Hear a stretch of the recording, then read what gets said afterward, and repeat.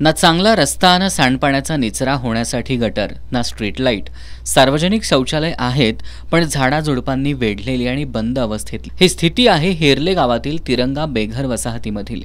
गेल्या 40 वर्षांपासून आम्ही सुविधा मिळाव्यात म्हणून पाठपुरावा करतोय, पण आश्वासनांशिवाय आम्हाला आजवर काहीच मिळालेलं नाही असं सांगत इथले ग्रामस्थ जावेद रोहिले, शाकिरा मुल्ला, दीपक जाधव आदींनी नुकत्याच झालेल्या ग्रामसभेत याबाबत कैफियत मांडली.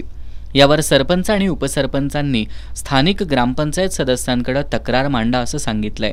ज्या ग्रामस्थांकडून ग्रामपंचायत सर्व प्रकारचे कर घेते त्या ग्रामस्थांना मूलभूत सुविधा देण्याची जबाबदारी ग्रामपंचायतीची असताना आणि ग्रामसभेत याबाबत दाद मागितली असताना ग्रामपंचायत पदाधिकाऱ्यांकडून त्यावर सकारात्मक प्रतिसाद मिळत नसल्यानं तिरंगा बेघर वसाहतीमधील ग्रामस्थांनी तीव्र नाराजी व्यक्त केली आहे.